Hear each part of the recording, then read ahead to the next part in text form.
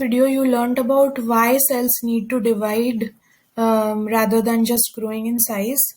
Understanding that cell division is the most efficient way that the cell can survive and actually continue growing. Now we will look at how does the cell divide. So this is just a brief overview. With the upcoming modules, you will study about how cells divide in more details. So first thing that we need to understand is our cells are not continuously dividing. They also take a gap from division, and in that gap period, they prepare themselves so that they're ready for the cell division. Cell division is an energy consuming process, so cell needs to gear up and get ready for that division. So cells on the path to cell division actually proceed through a very well regulated, well timed series of events. In that series of events, it undergoes growth, it duplicates its chromosome or replicates its DNA, and then finally, when it is ready with all its necessary materials, it divides to produce two genetically identical cells. So on your screen is a diagrammatic representation of this sequential pathway, which is actually cyclic.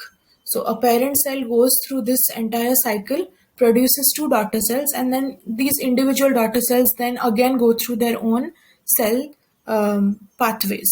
So this cyclic chart is called the cell cycle, which represents all the events that a cell goes through before it divides, and then division happens. On this diagram, you can see that the cell cycle is divided into this gray zone, which is actually 90% of the cell cycle. So 90% of the time the cell remains in this gray zone, that is the interphase. The interphase is the phase in which the cell is preparing itself before it divides. And then there is this yellow or orange zone, which is called the mitotic phase. This is the phase when the cell's nucleus will divide first by mitosis, and then the cytoplasm will divide next, that is cytokinesis.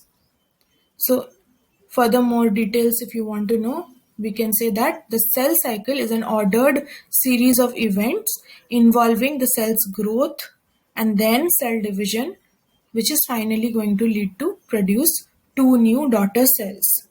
If the cell division is mitosis that we are talking about in this unit, then the two daughter cells will be exact copies of their parent cell. We say that the cell cycle has two major phases, like I showed you in the diagram. The phase that is represented in gray, that is the interphase, and then the phase represented in orange, that is the mitotic or the cell division phase. In the interphase, the phase where the cell occupies most of its time, the cell is also known as resting phase, because at this phase the cell is not dividing, but in real sense the cell is actually not resting.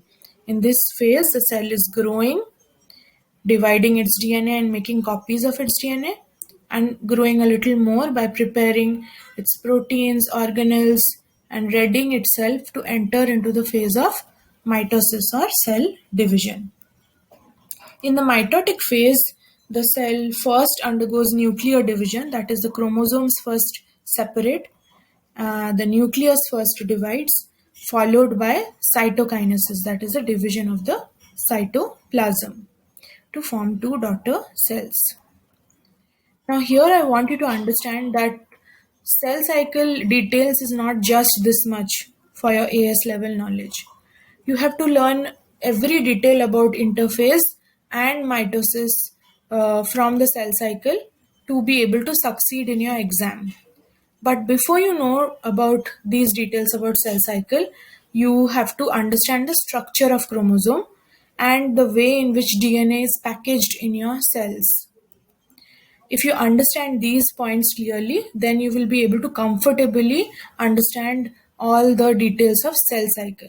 Therefore, in our upcoming tasks in module 65, we will first explore the structure of chromosome and DNA packaging, and then we will learn the details about cell cycle.